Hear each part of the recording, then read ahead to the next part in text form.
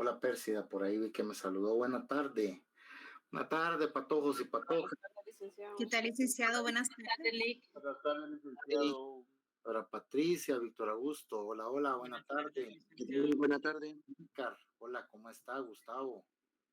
Yesenia, Marcos, Leslie. Gusto de saludarles a todos y a todas, como cada. Buenas tardes, licenciado. Hola, hola. Como cada vez que nos toca clases, así como el día de ayer. Ari, a todos y todas, tengan la mejor de las tardes. Vamos a ver. Bueno, bien, pues patojos, vamos a empezar a impartir el curso el día de hoy, solo con un aviso muy fugaz. Por supuesto que no es conmigo, ¿verdad? Pero el día lunes yo no tengo clases con ustedes, sino que con la sección que imparto el día de mañana. Entonces yo a ellos se los informaré el día de mañana, pero para ustedes que obviamente pues sí reciben clases el día lunes,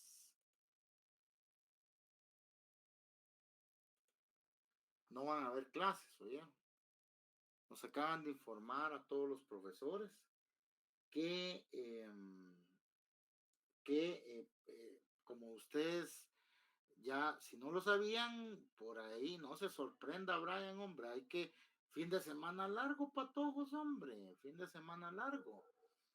Como ustedes bien lo saben, jóvenes, el 24 de septiembre se conmemora el Día del Abogado. Derivado de eso, la fiesta a la que ya no asistí el día de ayer, mejor porque dije, quiero estar fresco y lúcido para los patojos el día de mañana en mi clase, ¿verdad? Entonces, no es el día de mañana, el día lunes, ¿va, jóvenes? Ustedes no tienen clases porque se dio una autorización. El día del abogado es el 24 de septiembre, pero como cayó en día inhábil, el señor rector dio una autorización para no laborar el día lunes. Entonces, el día lunes no hay clase, jóvenes. De hecho, nuestras autoridades o las autoridades de la facultad, el señor decano Henry Arriaga, nos nos dio el aviso y ahorita, hace un momento, y preferí yo trasladárselos a ustedes para que ustedes tengan conocimiento, porque pues nosotros no vamos a laborar el día lunes, los catedráticos, porque somos abogados, ¿no? Los que somos abogados, pues no laboraremos ese día. Tenemos autorización para faltar a la escuela, jóvenes. Entonces, dicho eso, ¿verdad, patojos? Por ahí, antes de empezar ya la clase en forma, ¿verdad? Por ahí creo yo de que hay algunos compañeros o compañeritas que aún tienen problema con su nota. Creo que alguien me escribió ahí en el chat. Gracias, Ilse, gracias.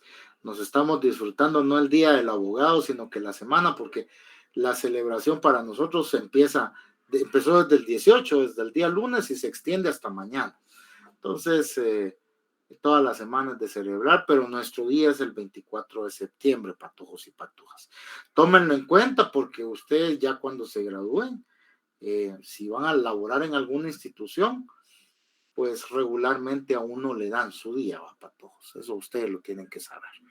Bueno, entonces por ahí en el primer parcial nos quedamos con unos problemitas referentes a las notas, va, jóvenes.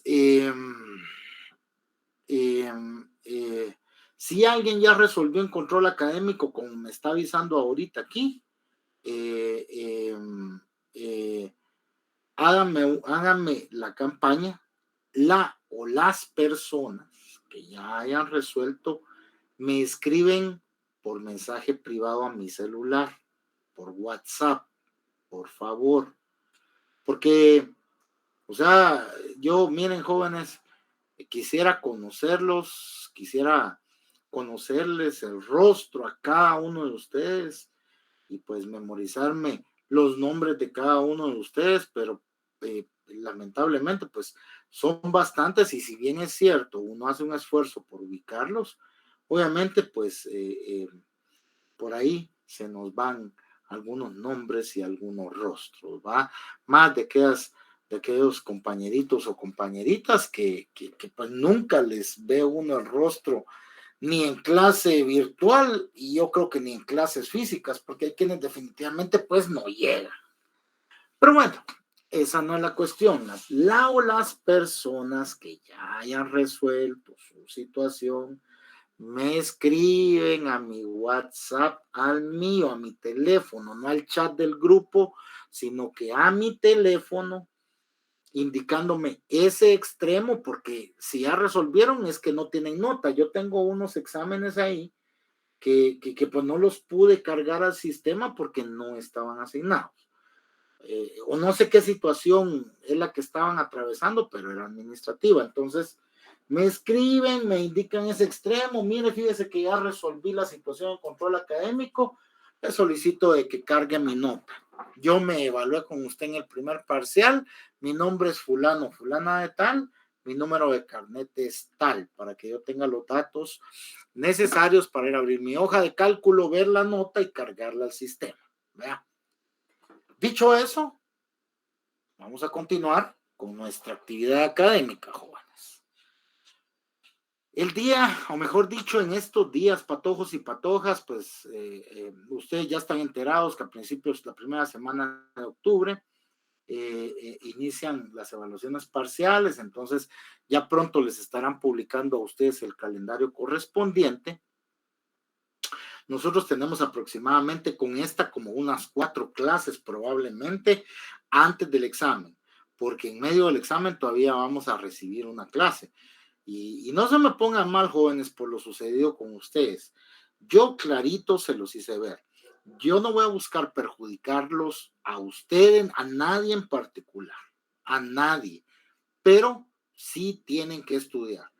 Miren, yo no suelo hacer esto, pero por ejemplo, Brian el día de ayer dio muestra de que él pues está leyendo, él anota, él apunta. Otro compañerito al final de la clase, él quiso dejar claro, él estaba llevando el hilo de la clase, uno de los que me habló de último: mire, licenciado, que es decir, si ustedes vienen a la clase, jóvenes, y leen los artículos, o sea, leen el código, no van a tener problema. Yo ya en la siguiente clase les voy a dar el contenido ya conforme el articulado de lo que ustedes deben estudiar ya en el propio Código Procesal Penal, pero yo sí se puede. Y yo no voy a hacer una evaluación con mala intención, patojos, eso sí, ni lo piensen ustedes. Yo no actúo de esa manera, ¿verdad? Si ustedes me estudian, van a ganar. Así de sencillo. Y no va a haber, digamos, situación alguna que complique este asunto. Entonces, Amílcar dice: yo un libro he estado leyendo y con sus clases he terminado de complementar las ideas. Si yo no les voy a preguntar nada que no hayamos platicado acá para todos. Solo que ahora, como les dije, voy a cambiar la modalidad y no voy a entrar a eso nuevamente. Entonces, yo no voy a preguntar nada que no hayamos platicado o que no esté en el código, ¿verdad? Tampoco voy a hacer preguntas rebuscadas o algo tendiente a que ustedes se posicionen en un lugar en donde, pero yo no sé ni qué responder aquí. No.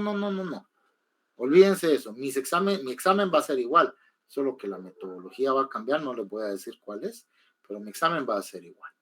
Entonces, para esa persona que por ahí se metió a ver la prueba, pues felicidades, la verdad. Ojalá haya sacado buena nota conmigo, porque seguramente de los que no asiste a clases, para todos. Quien no asiste a clases no va a ganar.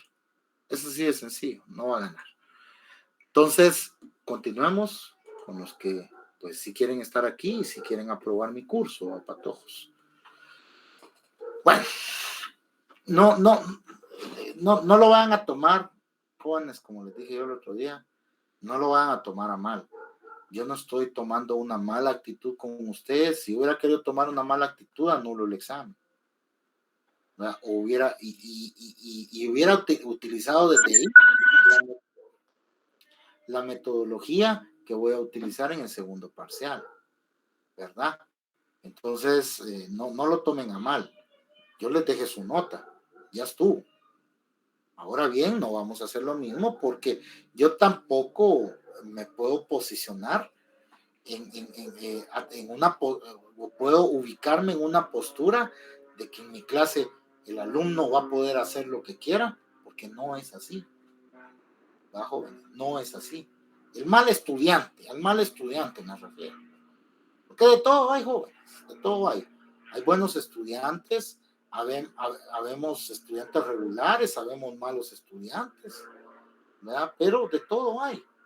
Sin embargo, yo estoy tratando de preverles a ustedes cómo será la situación. No es para que se pongan nerviosos. Pongan atención, estudien, participen y no va a haber problema, ¿verdad?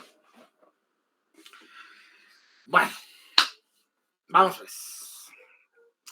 El día de ayer hablamos, va, patojos, acerca de la aprehensión, las formas de aprehensión que hay, va, jóvenes. Cuando la aprehensión es una medida de coerción tendiente a lograr la presencia del sindicado en el proceso, ¿verdad? No es la única, hablamos de la citación, hablamos de la conducción y platicamos así un poquito más a fondo acerca de la presentación espontánea. Ahora bien, sumerjámonos ya en el estudio de la propia declaración de la persona. Se presenta un acto introductorio, ¿verdad? Se procede a solicitar la aprehensión, a aprehender una persona en flagrancia, recordando una cosa muy importante. Ya regresando, solo se los voy a hacer ver porque es algo práctico, jóvenes, y así rapidito. Regresando a los actos introductorios. Cuando una persona es aprehendida en flagrancia, por parte de la Policía Nacional Civil, ¿cómo se llama el acto introductorio cómo se le denomina el acto introductorio que ellos presentan ante el órgano contralor para poner a disposición del juzgado a la persona que se refiere, al sindicado? ¿Cómo se le denomina? Álvaro, adelante. De la prevención policial. No. Veamos, pero va, mire pues Álvaro, va bien orientado usted, ¿verdad? Porque solo que hay que observar eso sí, no solo para mi clase, jóvenes, eso sí, para cualquier clase uno debe de observar bien y minuciosamente, cada uno debe uno de leer bien, eso es lo que uno debe de hacer. La prevención policial, fíjense pues, se refiere a cuando los funcionarios y agentes policiales que tengan noticia de un hecho punible, perseguible de oficio, informan enseguida detalladamente al Ministerio Público y practicarán una investigación preliminar para reunir o asegurar con urgencia los elementos de convicción y evitar la fuga u ocultación de los sospechosos. Igual función tendrán los jueces de paz en los lugares donde no existan funcionarios del MP o agentes de la policía. Entonces, si ustedes se dan cuenta, la prevención policial es un oficio en donde el Ministerio, los agentes de la Policía Nacional Civil le informan al fiscal, al Ministerio Público, al fiscal, ¿va? La comisión de algún ilícito y si ellos practicaron alguna diligencia de investigación. Entonces, en la práctica, jóvenes, ese acto introductorio no está denominado en el Código Procesal Penal. Y en la práctica se le llama a este acto introductorio que presenta la Policía Nacional Civil oficio de consignación. Fíjense, jóvenes, así se llama. ¿Por qué se le denomina oficio de consignación? Porque consignan a la persona ante el tribunal competente. Ellos lo detuvieron y van a consignarlo ante el tribunal competente. Oficio de consignación. Eso no lo van a encontrar ustedes en el código. Fíjense, jóvenes. Entonces, yo anoche me estaba recordando que no les había hecho esa observación. Eso, miren, patojos, lo aprende uno cuando, cuando uno hace trabaja en un juzgado, hace sus pasantías o alguna cuestión así, ¿va? Es decir, uno aprende lo que en la práctica, cómo en la práctica se van dando las cosas. Porque si ustedes se dan cuenta, hablamos de 5 actos introductorios, pero nunca nosotros tuvimos el alcance de, bueno, yo, mejor dicho, pues, se me pasó por alto hablarles de ellos y no se incluye como un acto introductorio como tal, aunque lo es. No se incluye acá para enseñarlo como tal por el hecho de que no está establecido en la ley. O sea, en la ley no habla de que cuando la persona es detenida, sí, la policía la pondrá a disposición del juzgado. Todos lo sabemos, lo dice la Constitución, lo dice el Código Procesal Penal. Pero ¿cuál es el mecanismo para poner a disposición a la persona del tribunal competente? A través de un oficio de consignación. Ellos consignan a la persona ante el tribunal competente. Eso es práctica, jóvenes. Eso es en la práctica cómo se dan las cosas. Como les repito, no está en el código. Por ser algo administrativo, más que otra cosa, por ser algo administrativo, no afecta grandemente el desarrollo del proceso penal. Sin embargo, es un tecnicismo que no obstante las reformas que el Código Procesal Penal ya ha recibido, no ha sido incluido como acto introductorio como tal. Yo he leído el código varias veces y todavía con la duda, no sé qué día me puse en una versión PDF en el buscador, puse la palabra consignación y no me apareció ningún resultado, fíjense. Entonces, Stephanie, cuando uno choca le dicen que si no se arreglan entre ellos, los van a consignar. ¿Sí? O sea, en la práctica así es como se maneja, jóvenes, así es como se maneja. Pero si a ustedes, si nos preguntan, si me preguntan a mí, esa forma, porque es una forma a través de la cual da inicio el proceso penal. Esa es una forma a través de la cual es un acto introductorio, pero no está establecido en la ley. Y la prevención policial va encaminada, no es utilizable para poner a disposición del juez a la persona, sino que es utilizable para informarle al fiscal que se dio un hecho delictivo y que derivado de ese hecho delictivo, ellos, los agentes de Policía Nacional Civil realizaron determinados actos que ahí se los detallan. Eso es una prevención. Pero eso ustedes lo tienen que saber, ¿verdad?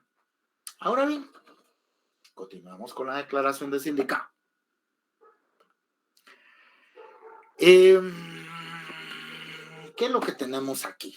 Bueno, se detiene a la persona, ¿verdad? Se presenta el acto introductorio, se determina si el hecho es punible o si se puede proceder, no se plantea ningún obstáculo a la persecución penal, ¿verdad? Se procura la detención de la persona, ya sea a través de una citación, no la detención, sino que la comparecencia a juicio de la persona a través de una citación o mediante su presentación espontánea, o bien solicitando la aprehensión, o bien el proceso puede seguir su curso si ese acto introductorio consiste en un oficio de consignación en donde ponen a disposición del tribunal competente a la persona en virtud de una aprehensión en flagrancia, una aprehensión en cuasi flagrancia, una aprehensión realizada por particulares, ¿ya? En cualquiera de esas tres modalidades. De todas maneras, la persona, si va a caer la persona en la primera y segunda situación, que es flagrancia y cuasi flagrancia, es la Policía Nacional Civil quien la ejecuta. Y en esos casos, ellos presentan el oficio de consignación. En el tercero de los casos, que es una aprehensión realizada por particulares, si no lo ponen a disposición de la PNC, pues no va a llegar un oficio de consignación, sino que si se va, por ejemplo, si lo ponen, porque como es válido, va para todos, el artículo 257 dice que cuando las personas o los particulares efectúan una aprehensión, deben de entregar inmediatamente al aprehendido, juntamente con las cosas recogidas, al MP, a la policía o a la autoridad judicial más próxima. La entregan al juzgado, al MP, no va a haber oficio de consignación. Ya se realizará el procedimiento a través de otra manera, jóvenes, se debería realizar a través de otra manera. Debería de ser que el MP o el juzgado levantan un acta y ahí se inicia el proceso, pero no lo hacen así. Lo que van a hacer ellos es que van a llamar a los policías para que hagan un oficio de consignación y ya sea se lo presenten ahí mismo en el juzgado o bien que del MP llaman a la policía y que lleven a la persona y al juzgado cuando la aprehensión es realizada por particulares. Situaciones procedimentales, Barbatojos. Ahora bien, ya está detenida la persona. Fue puesta a disposición del juzgado dentro del plazo de 6 horas, de las 24 que tiene para ser escuchado. Ya hablamos de aquella cuestión técnica de la prisión provisional y el hecho que lo que debe ser o lo que el deber ser es el hecho o la situación, es el hecho de que la persona debe ser escuchada, debe ser de que a la persona se le debe resolver su situación jurídica dentro del término de 24 horas. Y punto, ese es el deber ser. En la práctica ya les expliqué qué es lo que pasa. Pero bueno, vamos a entrar ahorita a esa diligencia, vamos a entrar a analizar esa diligencia en donde se le resuelve la situación jurídica a la persona, para todos, en donde se determina qué suerte va a correr la persona, qué es lo que va a pasar con ella, ¿va? Deben de recordar ustedes o deben de tener ustedes presentes que para el desarrollo o para el ejercicio de esa diligencia, la persona tiene ciertos derechos que se le deben de hacer saber. Se le hacen saber al inicio de la audiencia, ¿verdad? Cuando se empieza a desarrollar la audiencia, pero antes aún de ingresar, la policía le hace saber a la persona ciertos derechos que le asisten. Uno de ellos, fíjense jóvenes, es que la persona puede abstenerse de declarar y que esa declaración no puede ser utilizada en su perjuicio, ¿verdad? Es decir, no importa si la persona dice, yo soy, si quiere abrir la boca y dice, sí, yo soy culpable. No, a menos de que esa voluntad de expresarse culpable sea en razón de utilizar algún mecanismo procesal para resolver en definitiva su situación jurídica, como lo es la utilización de la figura del procedimiento abreviado o la utilización de la figura de la aceptación de cargos. En esta etapa del proceso, recordemos que el proceso penal es una serie de pasos ordenados y concatenados porque es uno después del otro.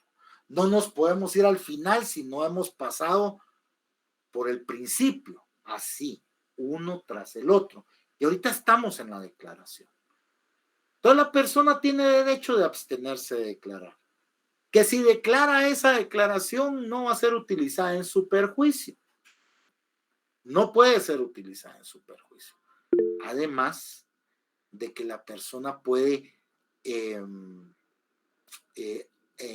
asistirse de un abogado defensor de su confianza, y que si no pudiera costear uno, el Estado le proporcionará uno a través del Instituto de la Defensa Pública Penal. ¿Va? Esos son puntos muy importantes para todos. Ustedes deben de conocer. Pero para el desarrollo propio de la declaración, vamos a empezar de esta manera. La persona entra a la audiencia.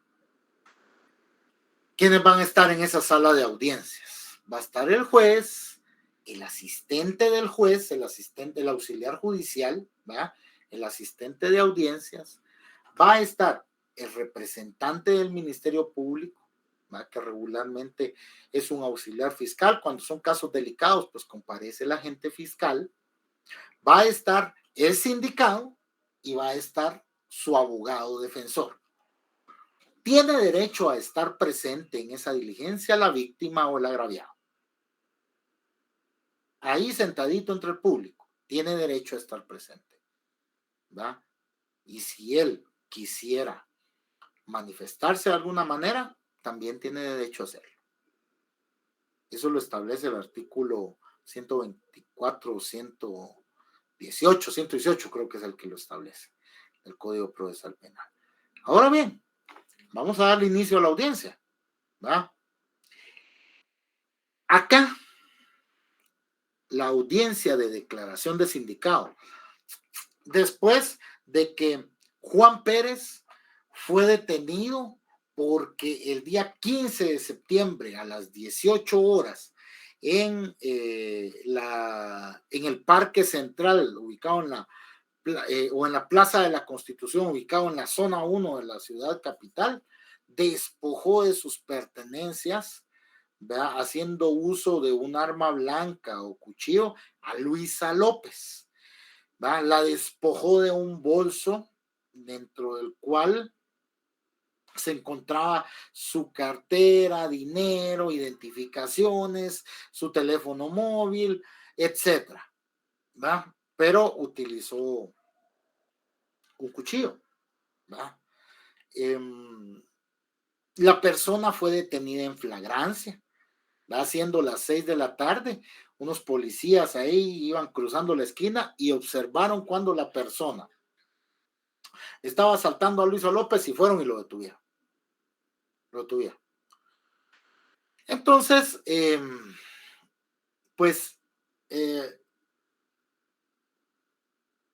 lo pusieron a disposición del tribunal competente, siendo las 18, las 22 horas, 4 horas después de su detención. Tenían 20 horas para escucharlo y lo pusieron a disposición del juez de turno, ubicado en la torre de tribunales. Entonces, el juez tenía hasta el 16 de septiembre a las 18 horas para escucharlo, siendo el día 16 de septiembre a las 16 horas ingresan a la audiencia de declaración de sindicado.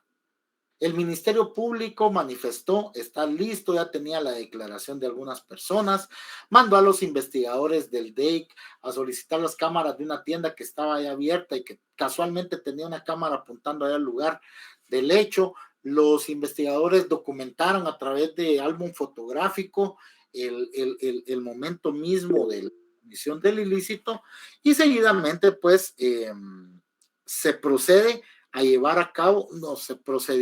a poner a disposición a la persona del órgano jurisdiccional competente, siendo las 22 horas, todo dentro del plazo. Antes de las 6 horas se entra a la declaración, antes de las 24 horas. Y ahorita vamos a iniciar a la declaración. Dígame, Ari, dígame. Perdone, licenciado, que lo interrumpa. Tengo una duda con respecto a que si es cierto, si no hay parte pidiente, sueltan al acusado. No, Ari. Mire, aquí lo que pasa es que aquí entra en juego aquella cuestión, no aquella cuestión, sino que aquello que nosotros, de lo que nosotros platicamos acerca de la acción penal, ¿verdad? Cuando la acción penal es pública, dependiente de instancia particular, si no hay instancia que ejercite la acción, el MP no puede proceder. En unas lesiones culposas en donde el agraviado no esté, ahí sí. Ahora, si es una violencia contra la mujer, que son delitos de acción pública, aunque la persona desista, el MP está obligado a continuar. Ya de acuerdo, licenciado. También se puede dar en el caso del robo, se podría decir. Robo agravado o robo son delitos de acción pública. ¿Cuáles son? Vamos a ver, respóndame, cualquiera de ustedes, respóndame esta pregunta. Como yo se los dije cuando hablamos de los tipos de acción. ¿Cuándo es un delito de acción pública? Como yo se los dije. Cuando no se encuentra contenido en los artículos de los delitos de acción privada y los delitos de acción pública con instancia particular. 100 puntos, Lely. Por parte del Ministerio Público. Excelente. 100 puntos, ahí está. No está en el catálogo de los delitos de acción pública dependiente de instancia particular, ni en los delitos de acción privada, es de acción pública. Entonces, el robo agravado o el robo no es un delito de acción pública dependiente de instancia particular, mucho menos de acción privada. ¿Qué quiere decir eso?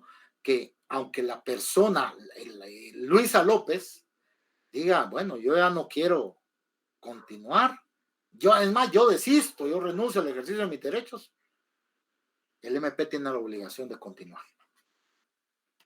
Así de sencillo. Gracias, Luis, por la aclaración. Muy bien. Bueno, entramos a la audiencia entonces, audiencia de declaración de sindicato. Bueno, en primer lugar, patojos, ustedes deben tener claro el contenido de los artículos 81 y 82 del Código Procesal Penal. Muy claros, muy claros. ¿Por qué? Porque esos artículos establecen claramente cuál es la forma de proceder y de qué manera se desarrolla la diligencia, ¿verdad? Entonces, en primer lugar, acorde al artículo 81 del Código Procesal Penal, ¿verdad? Al inicio de la audiencia, el juez le va a explicar al sindicado con palabras sencillas, o sea, la persona que cometió el delito, sencillas y claras, el objeto y forma en que se desarrollará el acto procesal. O sea, esta audiencia de declaración de sindicado le va a explicar cuáles van a ser los pasos que se van a tomar, que esos son los que vamos a desarrollar aquí. Eso se lo va a explicar el juez, o se lo debe de explicar el juez en palabras sencillas al sindicado. De la misma manera, le va a informar los derechos fundamentales que le asisten. El derecho que tiene de abstenerse de declarar, que si declara esa decisión no puede ser utilizada en su perjuicio, que tiene derecho de agenciarse de un abogado defensor de su confianza, que si no tiene para ello, el Estado le va a proporcionar uno. Derechos fundamentales. Los derechos fundamentales que le asisten, y le advertirá también que puede abstenerse de declarar y que tal decisión no podrá ser utilizada en su perjuicio. Asimismo, esto sí, el sindicado lo tiene que proporcionar, está obligado a proporcionarlo. Le pedirá que proporcione su nombre completo, edad, estado civil, profesión u oficio, nacionalidad, fecha y lugar de nacimiento, domicilio, lugar de residencia, y si fuera el caso, nombre del cónyuge e hijos y las personas con quienes vive, de las cuales depende o estén bajo su guarda. En las declaraciones que preste el sindicado durante el procedimiento preparatorio, el juez deberá instruirle acerca de que puede exigir la presencia de su defensor y consultar con él la actitud a asumir antes de comenzar la declaración sobre el hecho. Entonces, miren, jóvenes, acá estamos hablando de la diligencia de declaración del imputado. declaración del sindicado, no primera declaración como lo escuchamos ahí en las noticias, porque porque no hay primera, no hay segunda, no hay tercera. Gracias, Brian, gracias. No hay cuarta, no hay quinta, no hay sexta declaración. Eso sí, el sindicado puede declarar cuantas veces así lo requiera, siempre y cuando su declaración sea tendiente a aportar datos relevantes para el desarrollo del proceso. No va a ir a declarar porque quiere verle la cara al juez y le quiere decir, señor juez, usted ha sido mala gente conmigo porque me dejó detenido. No. Puede declarar las veces que él quiera, ¿va? Pero todas las demás, después de su declaración, son ampliaciones. Así se les denomina. Dígame, Edwin. Buenas tardes, licenciado. Disculpe la consulta. Con respecto al 81, me surge la duda porque en su oportunidad pude acudir a una audiencia de declaración del sindicato y el juez cuando ingresó, lo que hizo en primer lugar fue la identificación de los sujetos procesales presentes. Entonces, siguiendo el orden del artículo, ya me entra la duda si el juez lo primero que tiene que hacer es la identificación, la advertencia al sindicado y luego solicitarle su plena identificación, o va de acuerdo a un orden establecido o es a criterio de un juez. No, mira, pues, permítame.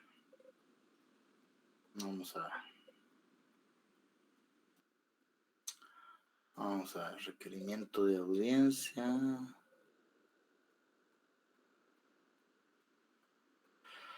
Bueno. 20. Ahorita le voy a responder. Solo estoy descargando un documento que ahorita se los voy a compartir. Gracias, Lee.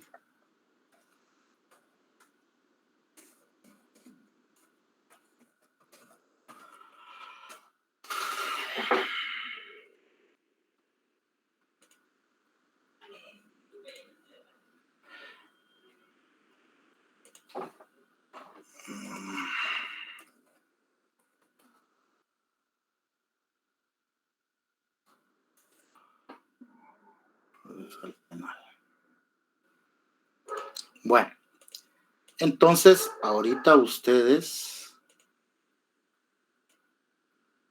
en el chat abran el documento que les envié.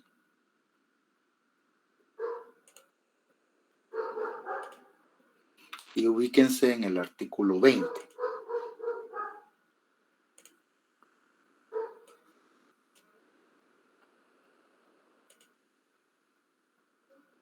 Vamos a ver.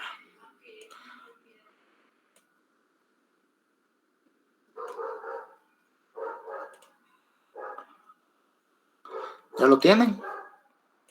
¿Alguien que me lo lea? Ya está. ¿Alguien que me lo lea? El artículo 20. Ajá. Desarrollo de la audiencia. Artículo 20. Definición. La audiencia es el acto procesal por medio del cual el juez, tribunal recibe información relevante directamente de los sujetos procesales para la toma de decisiones de naturaleza jurisdiccional. Su realización será oral, continua, contradictoria, pública y concentrada.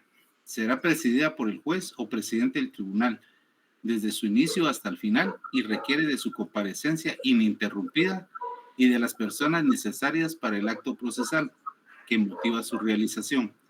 La publicidad podrá ser restringida en los términos establecidos por la ley.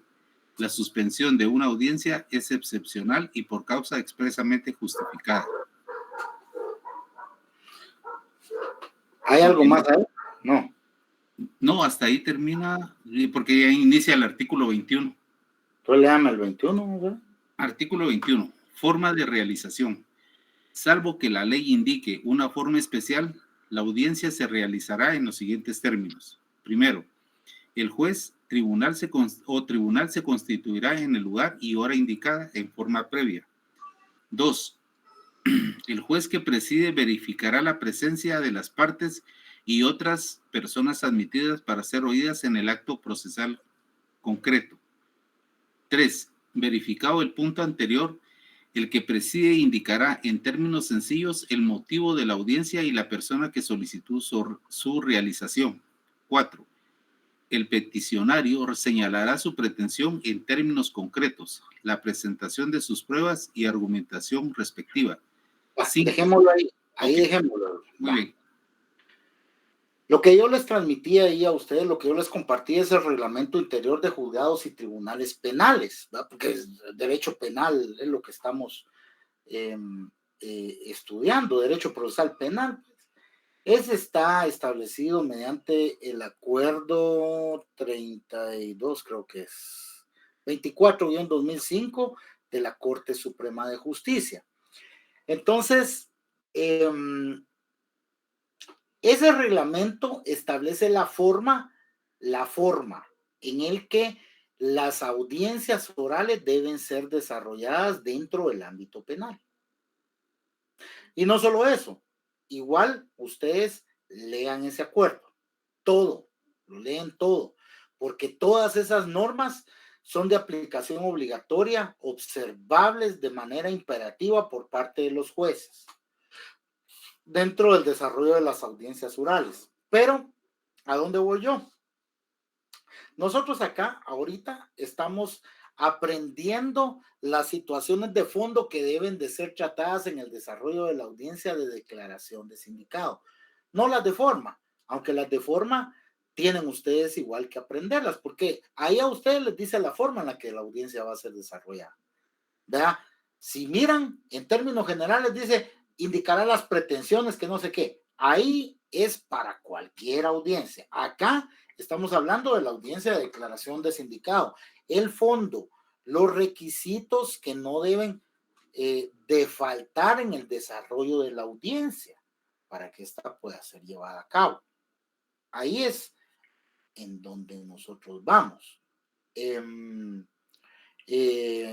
Efectivamente, para el desarrollo de la diligencia de declaración de sindicado, debe procederse de esa manera. Aquí en la ley no lo dice, que debe de verificar la comparecencia de las partes, por ejemplo. ¿Pero por qué no lo dice? Porque es una situación de forma que puede perfectamente, como en el presente caso, ser desarrollada a través de un reglamento, ¿verdad? Como nosotros bien lo sabemos, jóvenes, los reglamentos se emiten con el objeto de desarrollar una norma, una ley. Y en este caso, el reglamento está desarrollando en concreto una de las cosas, mejor dicho, que está desarrollando el reglamento es el desarrollo de las audiencias orales dentro del proceso penal. Porque sabemos que son orales, porque el artículo 109 nos dice que toda solicitud deberá de sustanciarse en audiencia oral. El artículo 109 del Código Procesal Penal nos dice. Entonces, nos dice todas las audiencias deben de ser orales, pero para desarrollarlas, ¿cómo lo hacemos? Ahí está el reglamento. El reglamento lo está desarrollando, ¿verdad? ¿Estamos bien ahí, Edwin? Sí, Lick, muchas gracias. Va, ahí estamos. Por ahí alguien más me había levantado la mano. Dígame, Damaris. Buenas tardes, licenciado. Quizá tal vez lo que decía el compañero, o sea, el orden en que si iba primero lo que el juez explicaba o la presentación de las partes, yo considero que está en el artículo 21, en el inciso 2, donde dice el juez que preside verificará la presencia de las partes y otras personas admitidas para ser oídas en el acto procesal concreto. Y el numeral tercero. Es lo que yo dije. Que dice, verificará el punto anterior, el que preside indicará en términos sencillos el motivo de la audiencia. Entonces, sí, me imagino que es así como decir el compañero, ¿verdad? Es lo que yo dije, Damaris, es lo que yo indiqué. De que por eso les transmití yo el reglamento, por eso les compartí el reglamento, porque todos los juzgados y tribunales penales están obligados a desarrollar las audiencias orales de esa forma, así como está establecida en el artículo 21 del reglamento. Están obligados a desarrollarlo de esa manera, y en el caso de la declaración de sindicado deben observar estas formalidades prescritas en el artículo 81 y 82. ¿Verdad? Deben de iniciar, así como está establecido en el 21 del reglamento, pero ya al momento de llegar a la cuestión de la pretensión que está ahí por el inciso cuarto o quinto, ya ellos empiezan a desarrollarla conforme a lo que está establecido acá en los artículos 81 u 82. El desarrollo de una audiencia, el juez entra y dice: en la ciudad de Guatemala, el día 21 de septiembre del 2023, siendo las 18 horas con 15 minutos, constituidos en la sala que ocupa el juzgado de primera instancia penal, narcoactividad y delitos contra el ambiente de turno del departamento de Guatemala, el infrascrito juez fulano de tal, quien se hace acompañar del asistente de audiencias fulano de tal, nos encontramos constituidos con el objeto de llevar a cabo audiencia de primera declaración de una persona que se encuentra acá presente, ¿verdad? Para lo cual procederé a verificar la comparecencia de los sujetos procesales. En primera instancia tengo acá la identificación del representante del Ministerio Público, en donde se puede leer que se identifica con el nombre o que se hace llamar fulano de tal. Por favor, diga presente para que queden out, y así es el desarrollo de las audiencias, ¿no? Así es como se hace, ¿verdad? Pero empieza con esas cuestiones establecidas, de forma establecidas en el 21, y a llegar al numeral 4.5, viene el juez y empieza a desarrollarla acorde a lo que establece el artículo 81 de primero y el 82 después, ¿verdad? En relación de que deben de ir a ver una, miren, jóvenes, la realidad, yo nunca pido de que vayan, pero los que porque a las audiencias puede entrar uno, a veces no hay ningún problema, pero realmente yo les aconsejaría que fuera, porque, o sea, yo hago el esfuerzo de poderles explicar de la manera más clara que yo pueda hacerlo, pero no es como estar sentado ahí y ver de qué manera la desarrollan. Pero no vayan sin que antes ustedes hayan estudiado bien lo que a la declaración del sindicado se refiere, el reglamento que yo les acabo de trasladar, para que cuando vayan viendo la serie de pasos, cómo se desarrollan, sepan ustedes cuál es el fundamento de la actitud que el juez o los sujetos procesales están tomando. Sepan ustedes dónde está, porque esa es nuestra función, va para todos. Así es como nosotros desarrollamos nuestro trabajo como abogados, ¿no? Entonces, ustedes, quienes tengan la facilidad, por ejemplo, de ir aquí a la torre de tribunales, no los dejan entrar en grupos grandes. Entonces, yo diría que fueran 1, 2, 3, cuando mucho, y vayan a averiguar, hablen con el secretario del juzgado. Tienen que tener uno la pena de hablar, que tienen que quitarse uno la pena de hablar, jóvenes. Hablen con el secretario del juzgado y le soliciten que les permita ingresar a una audiencia de declaración de sindicado, porque ustedes están estudiando el curso de Derecho Procesal Penal y quieren ver cómo se desarrolla uno. Entonces, yo les recomendaría eso, porque la verdad, ustedes no tienen idea de cómo ayuda, ¿verdad? Ustedes no tienen idea de cómo ayuda. Honestamente,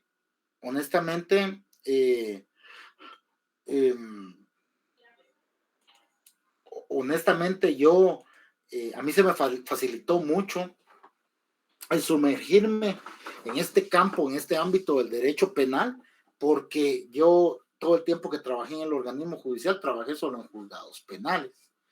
Entonces, por eso se facilitó mucho. Mire, Amílcar, fíjese que yo entiendo lo que usted dice, que en internet, y sí, por ahí encuentra uno una guía y todo, pero como les repito, cada caso, cada audiencia, jóvenes, aunque no lo crean, cada audiencia, cada caso es distinto, no hay caso ni audiencia que sea igual, Entonces es mejor irla a ver en vivo, ¿va? Quienes puedan, tómense su tiempo para hacerlo, como les digo. Yo no los obligo, porque hay otros catedráticos que los obligan, le dan puntos, ¿va? Dan puntos, dan hasta 5 puntos, van, digamos, y van por grupos pequeños y todo, porque no solo el juzgado de turno está ahí, está en Misco, hay en Villanueva, juzgados de turno también, que ahí es más fácil que lo dejen ingresar a uno. Entonces, los catedráticos les piden las constancias y bueno, les dan hasta unos 5 puntos y todo. Yo sé que los ayuda a ustedes, pero hay quienes entiendo que no tienen tiempo, ¿verdad? Entonces, por eso yo mejor lo hago opcional para quien quiera, porque de veras, jóvenes, ustedes no tienen idea de cómo ayuda eso, pero cuando ustedes ya llevan el conocimiento adelantado. Entonces, estamos en el desarrollo de la audiencia de la declaración de sindicado. Las advertencias preliminares se le hacen ver al sindicado, que son las contenidas en el artículo 81.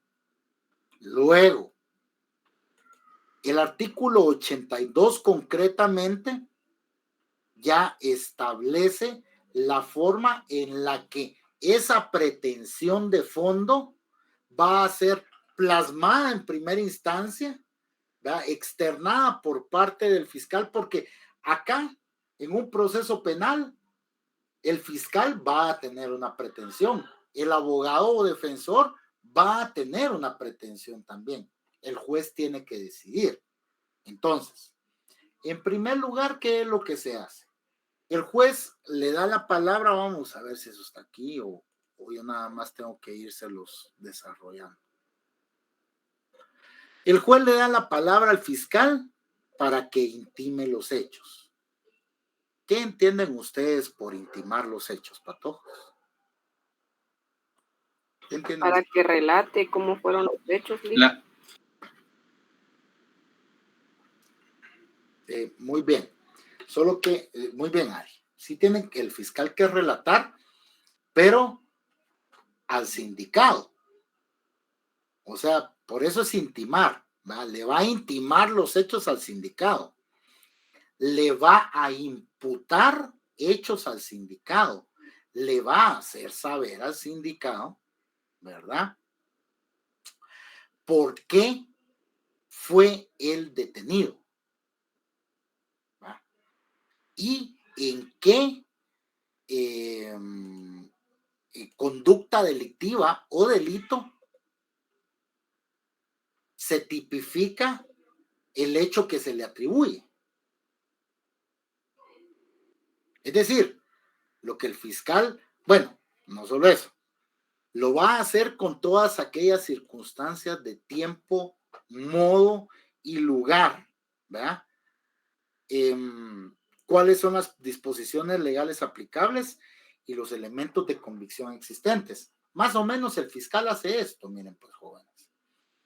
Señor, ¿cómo se llamaba este? Luis Pérez, ¿cómo? No me recuerdo. Usted se encuentra acá detenido, ¿verdad? Porque fue aprehendido el día 15 de septiembre del año 2000. Eso es lo que el fiscal le dice a la persona. Ahí está intimando el fiscal. Usted fue aprehendido el día 15 de septiembre del año 2023 a las 18 horas, ¿verdad? En las cercanías de la Plaza de la Constitución, ubicada en la zona 1 de esta ciudad capital, por los agentes de Policía Nacional Civil. Ahí sí, fulano de tal y mengano de tal. Porque esas son circunstancias de modo, el modo en el que fue él aprehendido, y debe de incluir por quién fue aprehendido él.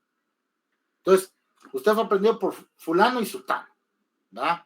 En virtud de que cuando ellos se encontraban realizando un recorrido de seguridad ciudadana en el sector, se percataron que usted en el lugar anteriormente indicado se encontraba despojando de sus pertenencias a la señora Luisa López, va con un cuchillo amenazándola con un cuchillo en la mano.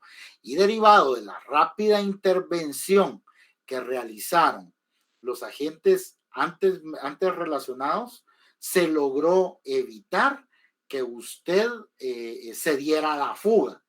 Dice, se diera la fuga porque ahí ya estamos hablando de que el hecho ya lo había cometido. El ilícito ya estaba consumado, porque ya lo había despojado de sus... Por el miedo al cuchillo, la señorita le dio sus pertenencias. Bueno. Luego de que ya le dice, porque ya le dio las circunstancias de tiempo, le dijo el día y la hora, lugar, le dijo en dónde fue, y el modo en que se realizó, en el que la persona ejecutó el ilícito. Ahora bien, por lo cual, esta representación, dice el fiscal, siempre dicen así, esta representación, o sea, el Ministerio Público, lo acusa usted de la posible comisión del ilícito de, ¿qué delito, Patojos? ¿Qué delitos hay? Robo agravado. Muy bien, muy excelente. Ahí está, Patojos, robo agravado, ¿va? Regulado en el artículo 252 del Código Penal. ¿Va? Los elementos de convicción con los que esta representación cuenta son los siguientes. Ahí es donde les digo, Patojos. Si ustedes se dan cuenta, el numeral 1 del artículo 82 da cuenta de elementos de convicción, no pruebas. La prueba se origina o se genera ¿en dónde? En la fase de debate y juicio. Debate. Muy bien, Juan. La prueba se genera en el debate. Aquí son medios de convicción. ¿Medios de convicción para quién? Para el juez. ¿Va? El Ministerio Público pretende generar en la psiquis del juzgador la idea de que la persona pudo haber cometido el hecho o participado en él. Él lo tiene que, el Ministerio Público a través de esos medios lo tiene que convencer. ¿Y en qué consisten esos medios de convicción? Ahí llega el fiscal con una carpeta, jóvenes, con un folder. En medio del folder, ahí va la prevención policial, la declaración ministerial, en sede ministerial de los agentes captores. Como los mismos agentes captores lograron ahí capturar a 2 personas que presenciaron el hecho y se las llevaron al MP para que declararan, declaración de 2 personas que vieron a a Luis Pérez o a Pedro Pérez, no me recuerdo cómo se llama, asaltando a Luisa López, ¿verdad? Y además el informe, un fotograma que contiene extractos de la grabación que le fueron a solicitar los policías a un comerciante de una tienda que estaba ahí cerca, en donde había una cámara que precisamente estaba apuntando al lugar. Medios de investigación preliminares, jóvenes. No se puede pedir tampoco una investigación completa porque en esta etapa del proceso no buscamos quebrantar la presunción de inocencia de la persona. Solo buscamos, o el juez, mejor dicho, o el Ministerio Público busca, en primera instancia, contar con los elementos de convicción suficientes para generar esa presunción en la psiquis de quien juzga de que la persona pudo haber cometido el hecho o participado en él.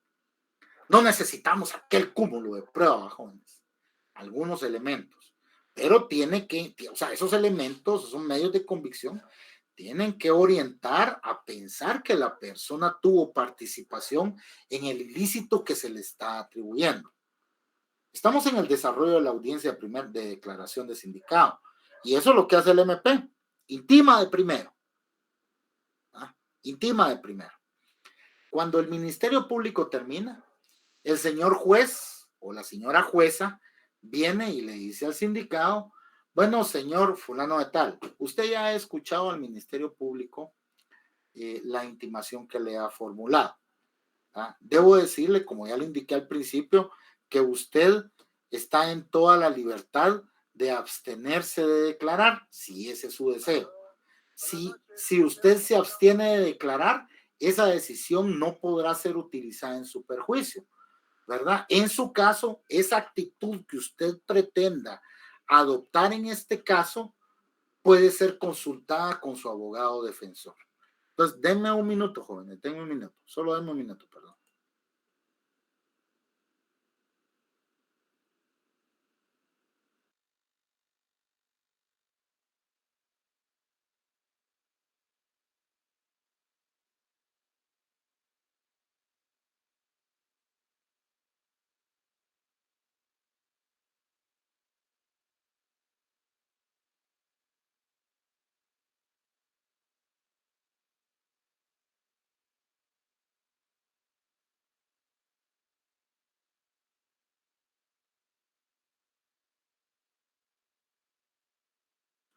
Mis disculpas, jóvenes. Bueno, entonces, eso es lo que el juez le debe de advertir después de declarar y preguntarle en su caso, permítanme.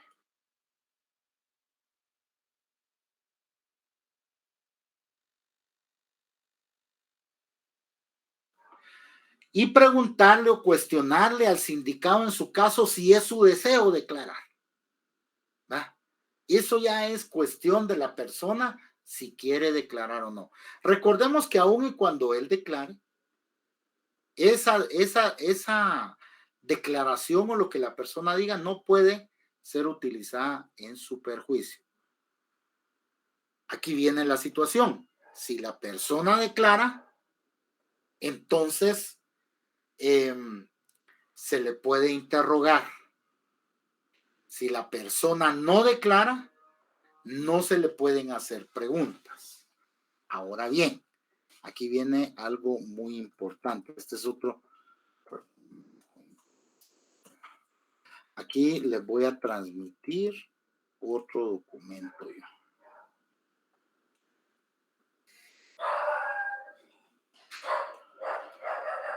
Aquí les voy a transmitir otro documento. Miren pues, jóvenes. Acá. Alimentación efectiva de las reformas. Bueno, pues, aquí está. Se los voy a transmitir también al chat, ¿ya?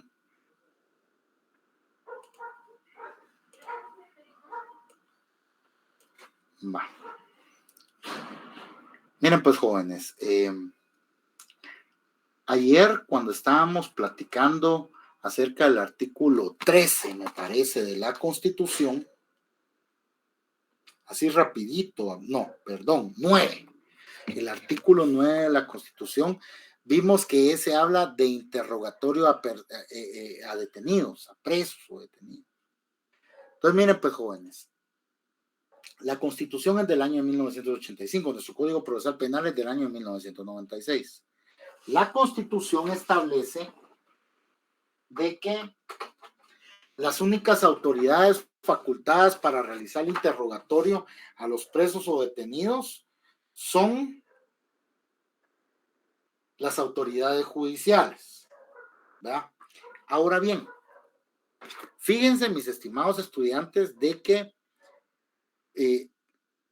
acorde a la manera en la que ha evolucionado nuestro derecho procesal penal en Guatemala, al menos en esta audiencia, los jueces, a los jueces no se les permite interrogar al detenido. Déjenme decirles algo, yo les voy a quitar esto un ratito y les voy a compartir el documento a través del cual se les prohíbe a los jueces, o no es que se les prohíba, no se les permite interrogar a las personas. Permítame, tu pantalla no se puede compartir. Entonces, miren pues para todos. Si bien nuestra Constitución es anterior al Código Procesal Penal, lamentablemente no puedo compartir la pantalla. Espérenme, vamos a sacarlo de aquí. Vamos a poner aquí ventana mejor. Entonces, Fíjense, patojos y patojas, que lamentablemente nosotros no quiere compartir esto, jóvenes. Que yo para ilustrarlo de una mejor forma voy a abrirlo en otro. Lamentablemente, en nuestro medio nos hemos encontrado con una falta de técnica jurídica para la aplicación. Qué bonita su playera, dice Ari. Vaya Ari, ahí le voy a regalar una de estas, ¿o yo? No son regalos que a uno le dan cuando va a pasear a otro lado. Entonces, lamentablemente, jóvenes, fíjense de que nos encontramos ante el problema que regularmente en nuestro medio actualmente se pretende, puchica, no puedo, pero no vamos a perder el tiempo en eso, es que si no son 2-3 minutos y no quiero perder el tiempo en eso. Gracias, ahorita vamos a ver quién me dijo esto, perdones. Gracias, Leli, por la recomendación, pero si no, lo vamos a hablar así. Miren, pues, lamentablemente acá se ha perdido el respeto a la propia legislación superior desde el momento en el que las propias autoridades como la Corte Suprema de Justicia o como cualquier otra autoridad inferior que está por debajo de la Constitución trata de sobrepasar o superar ciertas situaciones que según ellos son obstáculos, emitiendo ellos acuerdos que claramente son inferiores a la Constitución. Eso está mal, joven. Si ya tenemos, miren, ay Dios, ya tenemos rato de que se viene haciendo eso. Se los digo porque ese acuerdo marco interinstitucional que les acabo yo de trasladar es un acuerdo al que se llevó a cabo o al que se arribó entre el organismo judicial, el Ministerio Público y el Instituto de la Defensa Penal. Es decir, este organismo de Estado y estas otras dos instituciones acordaron que para el desarrollo de la diligencia de declaración de sindicado, que es lo que estamos viendo ahorita, deben de seguirse ciertos criterios o deben de observarse ciertos criterios, tal y como se encuentra establecido en el propio acuerdo. Miren,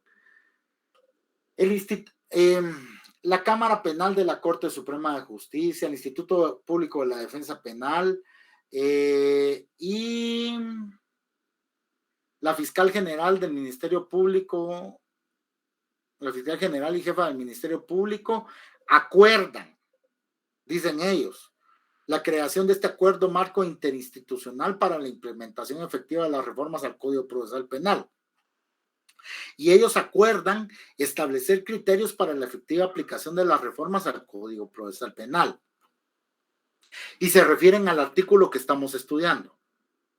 Es decir, ellos están de acuerdo en que se vea, que se observen estos criterios en el desarrollo de una audiencia.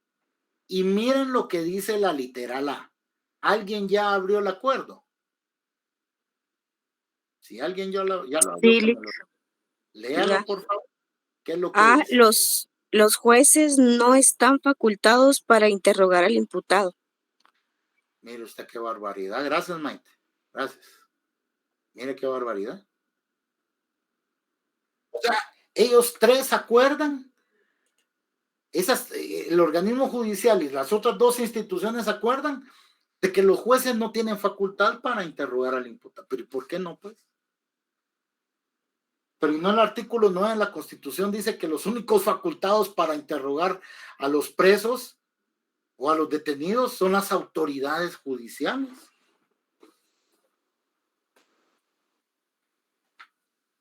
Pero eso es aquí, en esta audiencia, porque en debate los miembros del tribunal de sentencia sí tienen la facultad de interrogar al sindicado, fíjense, jóvenes. No, o sea, yo no termino de entender ese tipo de contradicciones. Es decir, a veces eso lo quisieron hacer para eliminar un resabio del sistema inquisitivo. Porque antes en las declaraciones, pues el juez venía y él interrogaba a la persona.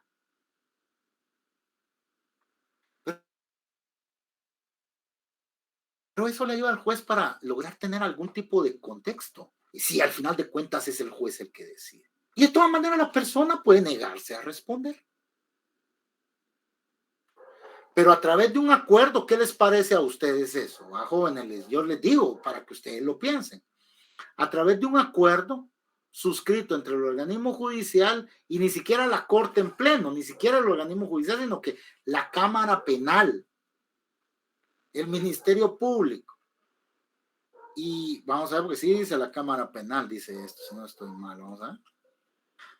La Cámara Penal, sí pues, 3, 4 magistrados. Ellos acordaron que sus jueces no podían interrogar a la persona. Y la independencia judicial, pues, es decir, ahí se opera la independencia judicial también como una garantía para el propio sindicado. En cuanto a que yo estoy dispuesto a que el juez me pregunte porque yo no tengo nada que esconder. Si quiere el que me pregunte, lo que yo le responda tal vez le puede ayudar a él a esclarecer el caso. Pero, vean ustedes, un acuerdo superando el artículo 9 de la Constitución. ¿Sería inconstitucional? Sí, es inconstitucional.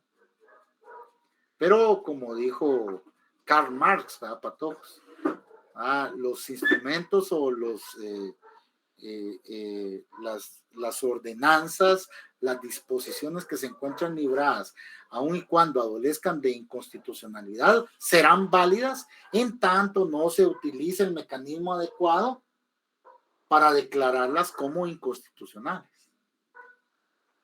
O sea, eso es válido porque nadie ha planteado, aquí no sería una declaratoria de inconstitucionalidad, sino que un amparo con base en el caso de procedencia establecido en la literal C del artículo 10 de la ley de amparo. Porque esta es una disposición no legislativa, pero que sí adolece de inconstitucionalidad. Pero bueno, yo se los quería dejar ahí en el aire, va para todos. Va. Estamos en la audiencia de declaración de sindicato. Y mis disculpas, jóvenes, pero no puedo, no me da el sistema. Vamos a ver.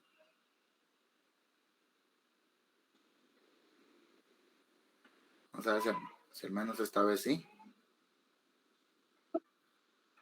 No. Solo voy a salir de la llamada y voy a volver a ingresar. Voy a hacerle caso ahí a la compañerita, no se va.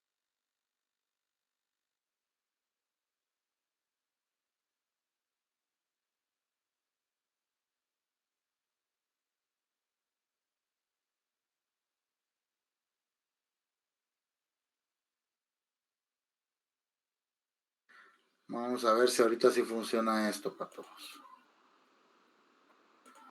Intentar compartir.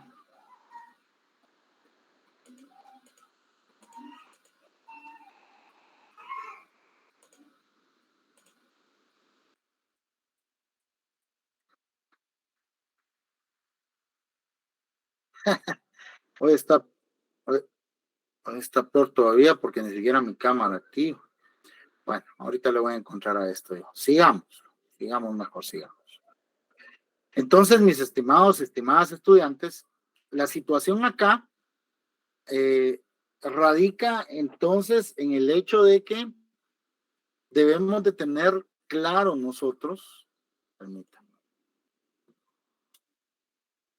debemos de tener claro nosotros el hecho de que aun y cuando la propia, como dijéramos, un acuerdo que es inferior a la propia Constitución establece de que el juez no está facultado para hacerlo, procesalmente se le encuentran a veces salidas a ese tipo de situaciones, fíjense, patojos y patojas. ¿Y cómo es? Los propios jueces dicen, miren, sujetos procesales, ustedes están de acuerdo en que yo le haga algunos cuestionamientos a la persona, y si nadie dice de que se opone con base en ese acuerdo, los jueces proceden a preguntar, fíjense, joven. Entonces, salidas procesales se le encuentran no muy ortodoxas, pero bueno, al final de cuentas, se intenta la situación, va, para todos. Bueno, entonces estamos en el dicho o en el entendido, estamos en el entendido de que la persona, después de haber sido intimada, se le cuestiona a ver si quiere declarar, que sí declara, si es que declara, se le puede interrogar. Si no declara, no hay no hay bases para sustentar un interrogatorio, porque la propia persona, al haberse abstenido de ejercitar su defensa material, ¿verdad?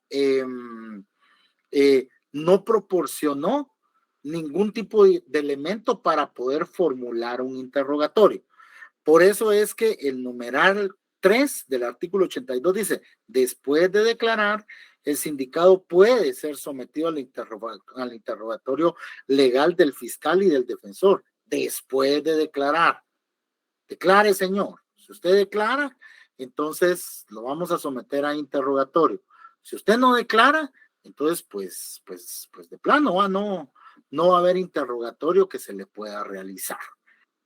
Bueno, luego de eso, va, patojos, el juez le concederá la palabra al fiscal y al defensor para que demuestren y argumenten sobre la posibilidad de ligar al proceso al sindicado, debiendo de resolver de manera inmediata. Acá tenemos, vamos a ver, interrogatorio, argumentos del fiscal y del defensor. Acá, después de que el fiscal, estamos en la diapositiva en el punto, en el apartado 3.2, aquí donde se indica el juez resuelve situación jurídica procesal. Es decir, de forma inmediata, el juzgador debe de analizar, ya volví en línea yo. Bueno, el juez debe analizar, va, jóvenes, vamos a ver si ahorita sí puedo yo compartirles la diapositiva, porque es mejor irnos ilustrando así. Ojalá de ahorita sí me deje, si no, ahí está. Bueno, ahí está, hoy sí. Bueno, entonces estamos en el punto 3.2, ¿no? El juez resuelve situación jurídica procesal, ¿verdad?, de forma inmediata. En este punto, ¿verdad, jóvenes? En este punto, luego de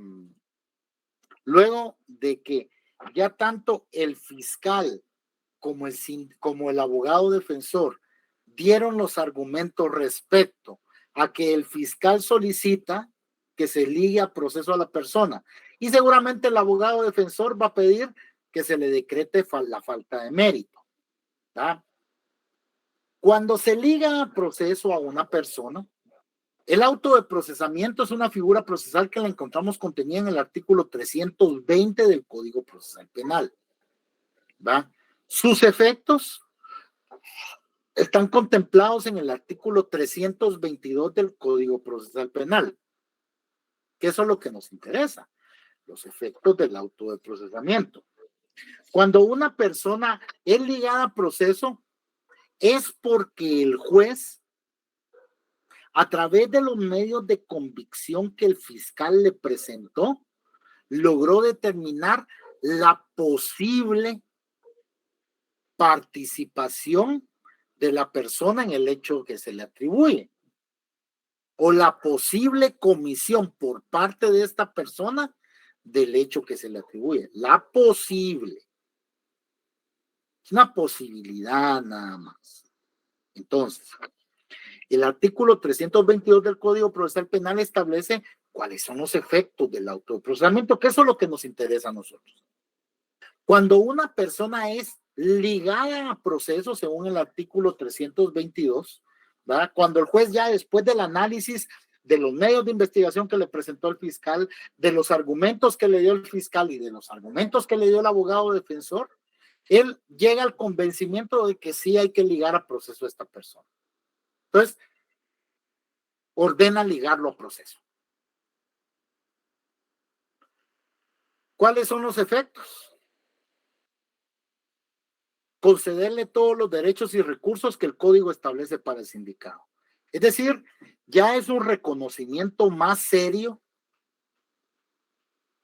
respecto a los derechos de la persona. Ya cuando uno alega determinado derecho, pero mire, señor, yo estoy ligado a proceso, yo tengo derecho porque la ley así lo dice. Tengo derecho a tener copias, tengo derecho a que se me informe el avance del proceso.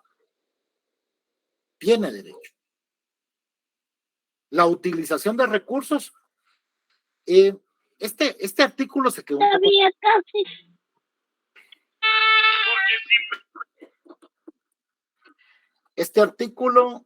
Este artículo se quedó un poco corto, fíjense, jóvenes, porque, digamos, dice concederle todos los recursos que este código establece para el imputado. Les digo, se quedó corto porque el artículo 71 del Código Procesal Penal le concede al imputado todos los derechos, ¿verdad? Y uno de los derechos es el de utilizar la vía recursiva, desde que la persona es señalada por primera vez dentro de un proceso penal.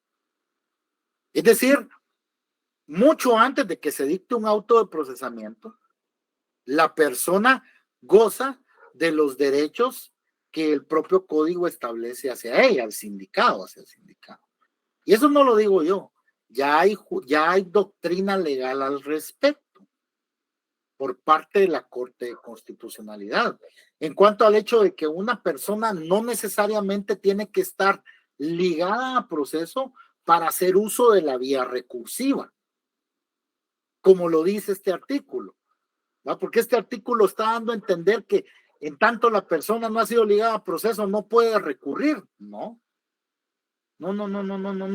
Desde que una persona es señalada de la posible comisión de algún ilícito, a partir de ese momento, la persona puede hacer uso de los recursos que la ley establece. Eso está establecido en el artículo 71 y ya hay doctrina legal al respecto en cuanto al hecho de que desde que se le señala a la persona, esa persona puede utilizar la vía recursiva. ¿Verdad, jóvenes? Pero bueno, sigamos. ¿Cuál es el otro efecto del auto de procesamiento? Sujetarlo a las obligaciones y prevenciones que del proceso se deriven, inclusive el embargo precautorio de bienes. Cuando a esta figura del embargo precautorio nos referimos, estas son otras medidas de coerción y no se encuentran precisamente contempladas en el Código Procesal Penal, pero que sí pueden ser aplicadas. ¿Por qué? Porque el artículo 278 del Código Procesal Penal remite al Código Procesal Civil cuando de medidas precautorias se pretende discutir. Es decir, ¿qué medidas precautorias? El arraigo, el embargo, la anotación de demanda, la intervención, el secuestro. Las medidas que están establecidas a partir del artículo 525, me parece, del Código Procesal Civil y Mercantil, pueden ser utilizadas acá dentro del ámbito penal. También, respecto al sindicado, cuando se dicta auto de procesamiento, únicamente hace referencia al embargo precautorio de bienes.